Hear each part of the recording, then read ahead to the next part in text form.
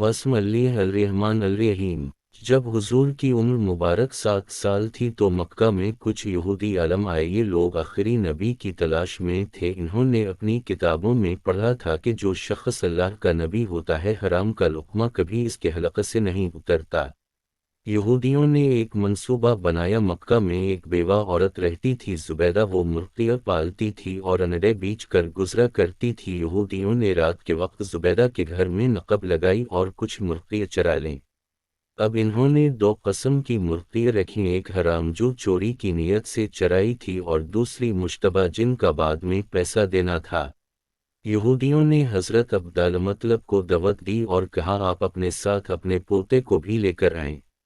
دعوت کے وقت حضرت عبدالمطلب نے کہا جب تک میرا پوتا کھانا شروع نہیں کرے گا ہم نہیں کھائیں گے۔ یہودیوں کو یہی چاہیے تھا۔ اب سب کی نگاہیں حضور پر تھیں۔ یہودیوں نے چوری والی مرغی کا گوشت حضور کے سامنے رکھا اور کہا بسم اللہ کریں، کھانا شروع کریں۔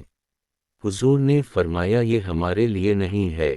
یہودی حیران ہوئے، پھر انہوں نے نوالا بنا کر حضور کے منہ تک اٹھایا، لیکن جیسے ہی نوالا ہونٹن کے قریب آیا حضور کا ہاتھ اپنے آپ پیچھے ہٹ گیا اور نوالا نیچے گر گیا۔ 1 بار 2 بار 10 بار، ہر بار یہی ہوا۔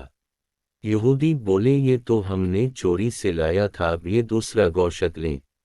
یہ وہ مرغیاں تھیں جنہیں وہ بعد میں پیسے دینے والے تھے۔ پھر نوالا بنایا، مگر اس بار نوالا یا دائیں نکل گیا یا بائیں، لیکن ہونٹن تک نہیں پہنچا۔ یہودی پریشان ہو گئے اور کہنے لگے ہم نے تو خلوص سے دعوت دی تھی، یہ کیا ہو رہا ہے؟ حضور مسکرانے لگے اور حضرت عبدالمطلب سمجھ گئے کہ یہ امتحان تھا۔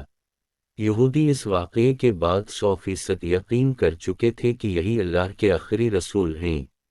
اسی لیے حضرت عبدالمطلب نے اپنے سارے بیٹوں سے کہہ دیا خبردار میرے پوتے کو گھر سے اکیلا باہر مت بھیجنا، یہودی اس کی جان کے دشمن بن چکے ہیں۔